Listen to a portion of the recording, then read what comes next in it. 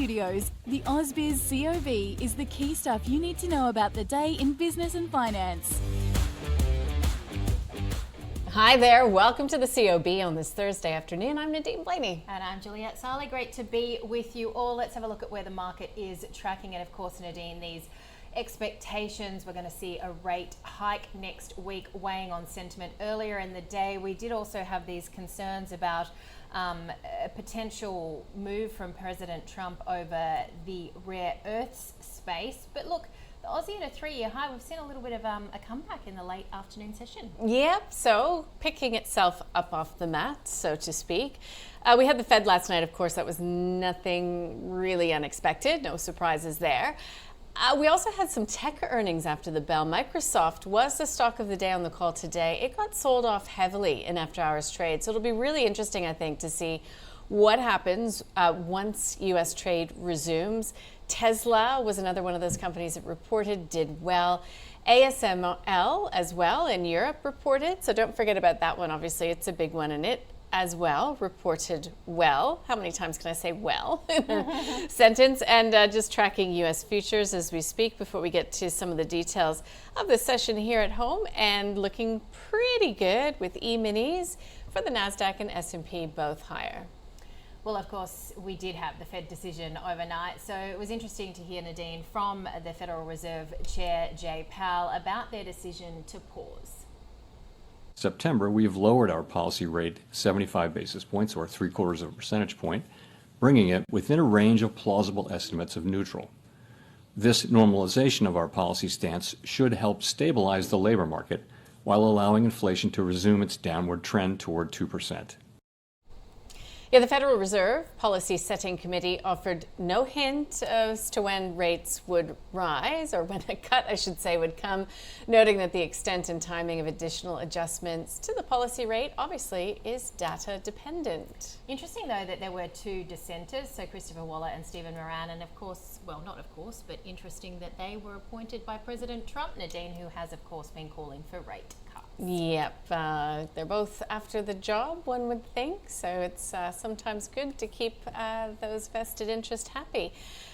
But we're editorializing, so let's get to some of the facts here. The big themes moving the market again. To your point, those rare earths, they've been such a strong suit in the market, really taking a tumble today.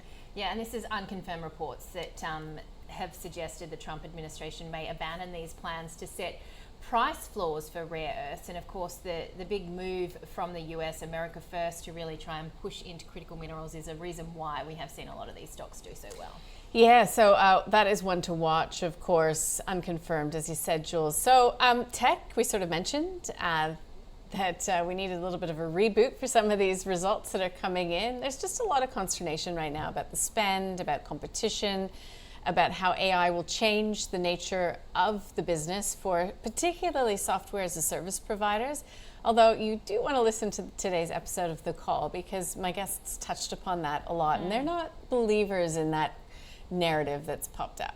Oh, okay. And hold or hike, of course, this policy divergence as well. It doesn't look like we're going to see a cut from the Fed, as we mentioned, till about September, but is there going to be a hike from the RBA? Pretty much every economist now calling for that, Nadine. But Phil O'Donoghue from Deutsche Bank still doesn't think that it is going to be the right decision, and that he thinks they're going to be a bit more prudent. Well, I have done a lot of reading, and I think that there are many who are also of the view that, look, it's line ball, because if anything, maybe they'll just remain on hold, because it's also a really big admission that they've misjudged the Australian economy, and that there's still a lot of unknowns as to whether or not this is persistent. It's just the problem is it's out of their forecasts, and they're not supposed to just take an easy step back when that happens. They're not. And Rudy Philippette Van Dyke was telling me earlier that he thinks it's going to be better for investor sentiment if they just get ahead of the curveball and cut, rather than wait till, say, May, if a hike is coming,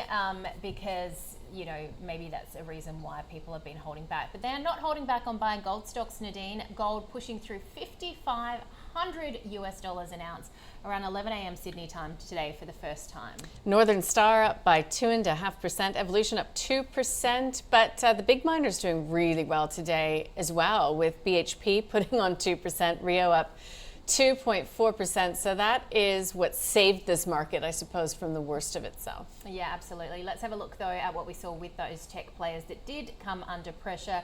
Xero there, down by 3.3%. Had a great chat, though, to Bowen Hocking from Enhanced Asset Management. First time I think he's joined us today. He was great. And that's one stock that's on his radar. Really just looking for some potential weakness in some of these stocks as a reason to come in and pick them up. So let's take a look at some of these consumer staple names. And I've got a bit of a story for you because I needed to stretch my legs. So I went down to the Metro that's underneath our building here. And Juliet, there were a bunch of kids with fishing rods blatantly stealing from the store. Like, so obvious.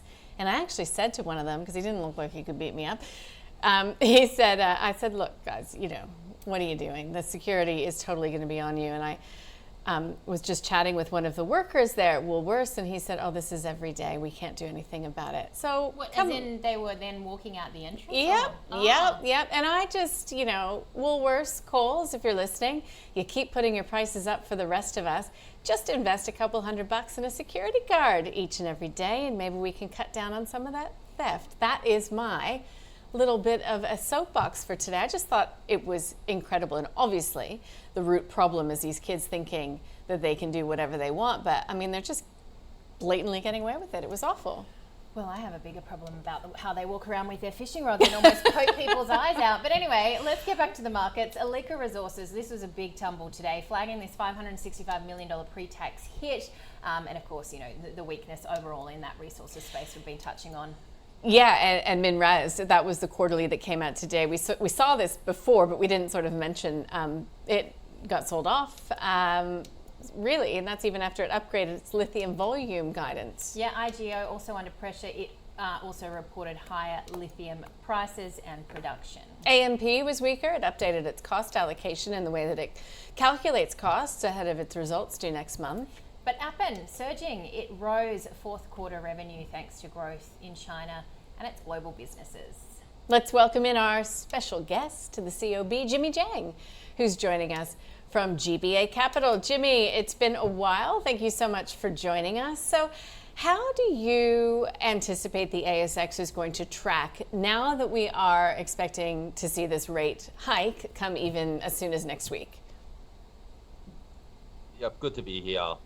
So, like you mentioned, the RBA is now almost, forced to hike the rate with these data that's coming out, and that's the kind of sentiment that we're kind of reading from the market. But in my personal view, I think the force might be too much of a strong word to be used at the moment. But it definitely is clear that the probability that the market is pricing in is definitely higher. So it used to be around that 56% chance of the near-term hike this year, but it's now close to about 65% that's coming up for the next month. So look, the RBA's credibility really matters because with the domestic demand still kind of resilient, they can't really afford to be complacent.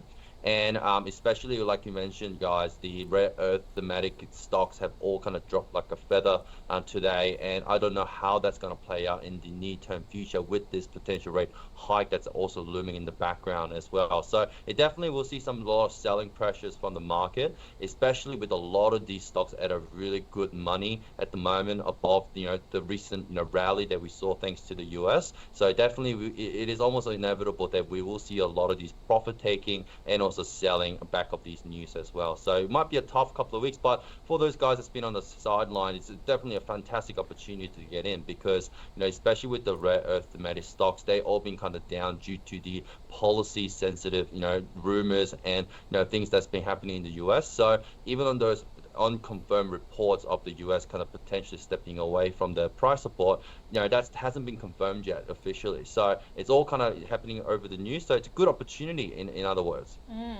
What about gold? I mean, it continues. Where do we kind of look for maybe potential further upside here and some stocks that might do well? Yeah, gold is, pushing all-time high on a, pretty much daily basis now, and it's no news for everyone that, if you didn't have gold in your portfolio, you probably didn't see as much of a growth as the friend next to you. So, it's definitely something that, people should be looking at. In my view, there's a lot of, still, even in this run, there's a lot of undervalued companies out there in the gold space. Definitely gold is a big hedge now, and it's not even a hedge anymore, guys. As you guys know, it's a growth story. So with any kind of big cash flow optionality with the companies can offer, it's no longer a hedge exposure anymore. It's definitely a growth story. So there's a lot of names out there. I particularly like the company called Caprice. They're all about that, quality and momentum that they're doing at the moment. They saw some good drilling results coming out at Badgerins, which is doing exactly kind of what you want to see, with these companies at this stage. They're confirming the continuity, extending their system, and kind of upgrading the market confidence at the moment as well. So those kind of high-grade infill results, like that 4 meters at over 30 grams that they released recently, is sort of the things that you like to look at in the gold producers at the moment. So, Jimmy, right now, if we just stick in the commodities complex, we're seeing oil get a bit of a boost because we've got, well, I guess, unsettled business in the Middle East, so to speak. So do you reckon that oil, or what sort of energy commodity are you favoring right now?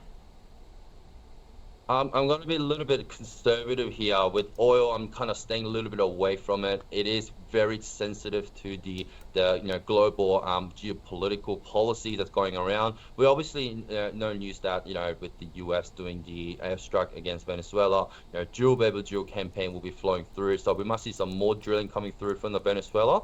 Our market moves a lot more quicker, maybe even a couple of years ahead. The drilling, doesn't really mean that we're going to see those, production coming through anytime soon. It's a 5 to 10 years worth of investment, and the oil companies have, big, concerns around this policies that's going to be forced down their throat. So, oil prices is going to be tumbling up and down pretty dramatically with what's happening over there. So it's not kind of my cup of tea at the moment right now. But with the energy side, there's so many other great stocks that's out there that we could take an exposure, especially with the recent pullback in the rare earth. I'm probably more on the side where I like the rare earth thematic, and even with lithium, for example, has been bouncing back. So lithium is probably going to be another pick. And Gallon Lithium just did a raise recently with some strong cornerstone investors in there, and I think that will be my main pick for the couple of months in lithium.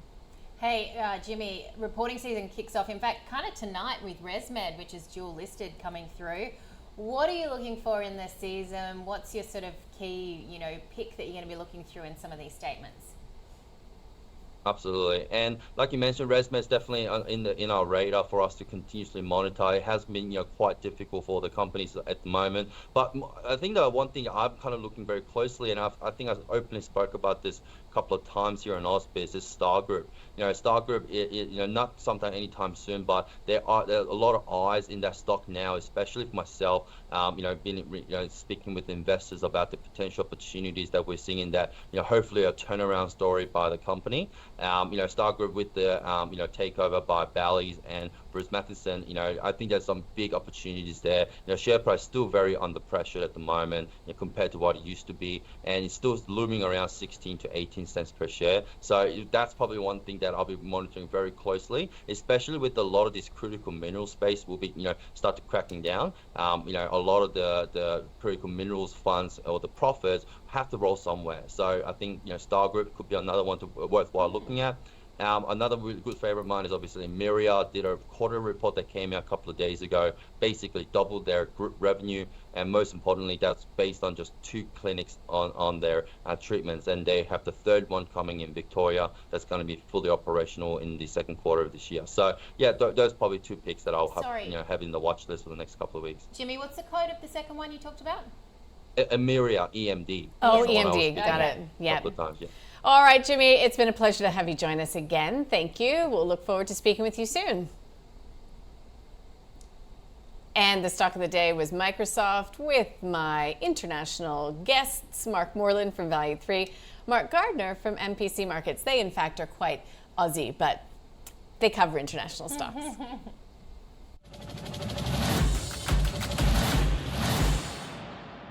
Commercial backlog of 625 billion in sales that have yet to be fulfilled or on the weight. Now, a big part of that's 110% lift because of OpenAI, so that's 250 billion. So you could argue there's some risk around that because obviously OpenAI is I think Microsoft got a 49% option now, haven't they? Is that what it is? I think it's something like that. It's a very large, effective percentage when OpenAI lists eventually. So they're backing them. But I'm very positive on Microsoft, and if you look at the rest of their numbers, they're going very well. I'm a little bit more negative on it, but I mean, I sort of see the 15 million take up from 465 as a massive failing from the company, and they have got a pretty solid track record of having that penetration and then no one using their new product. I'm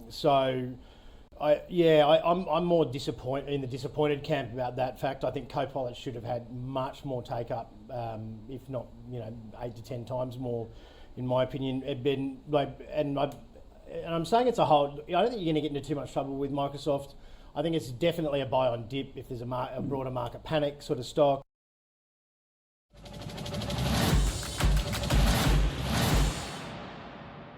You've worked hard for your money all your life. Now your money needs to work hard for you. Whether you're building, transferring, or drawing down, the right information makes all the difference. At Ausbiz Retire, you'll find the latest news and insights from trusted experts all in one place. Ausbiz Retire is powered by RAN, retirement income done differently. So Mark Gardner there, if you go back and have a listen to that episode, he was saying that he's only leaving himself exposed to companies that he's got super high conviction in right now, just in case markets see that pullback, that correction that many are calling for. Yeah, he always likes to keep some powder dry, doesn't he? Let's have a look at the market leaders. Uranium stocks did very well again. ASX coming back after that update yesterday, up by some 8%. And of course, gold is up there with $5,500. Copper as well, yeah, looking good. So what lagged the market? We've got Iluka, Ortabanda, Drone Shield, still getting sold off. Viva Energy had an update out today, and Centuria Capital down by 7%. All right, let's have a look at the small end of town. Kicking it off with Appen, we touched on that on its update, setting its shares up by close to 31%. Also, Lumos Diagnostics having a good session. Yeah, a lot of these smaller companies, including Star Pharma, are out with quarterlies now because they've got to still file those. Tonight, laggards, very quickly, Calyx giving back some recent gains, down by 13%. St. George Minerals, don't know what's going on there, but that's second day this week, it's been one of the worst performers. All right, so we've got unemployment claims in the US in focus, of course, after the Fed statement. Also some trade balances from both the US and Canada. Hey, Apple, Visa, MasterCard, and Lockheed Martin are amongst those that are reporting tonight as well. Look, tomorrow, we still have some of those quarterly production reports rolling through. PLS, Champion Iron, or Origin Energy, and as you said earlier, we'll get that quarterly from ResMed in the States. Yeah, absolutely, and Japan's unemployment rate. Let's have a look at where the market's finished. Look, that's a pretty good outcome. Yeah. It's a little bit of a roller coaster, but you've ended up on the high there. And the ASX 200, I think, has also rebounded. So what are US futures doing? I'm guessing they're up if we're seeing this good rally coming back. The S&P ASX 200 down just 6 points, 8,927. Yeah, and so it'll be interesting to see the earnings that come out of Europe as well. When we see a little bit of concern about the US economy, it can be expressed in some of those LVMH type stocks. I'm actually not aware of what's reporting in Europe tonight, so forgive me for that, but I do think it adds color to what we're seeing out of the US and earnings there as well. Look, it's a Friday tomorrow. Who doesn't like a Friday? I love a Friday. And you know what else it is? It is the last Friday of the month. Gosh, January has flown by. So we're going to have our special last call big macro equities panel. We've got some great guests. We've got on the macro panel Stephen Miller, GSFM, Ileana Jane from Westpac. Of course, they changed their tune on rate hikes earlier this week. Nick Schoenmaker. And then on the equity side, we've got Morningstar's Lachlan Holloway, Fergus Humble from Morgans. We've got Ryan McCufferty from Sandstone, and also Andrew Coleman from Tip Group. You did that very well, Juliet. Gold star for you. Thank you so much. I've been practicing. We'll see you tomorrow. tomorrow. I hope you have a good night.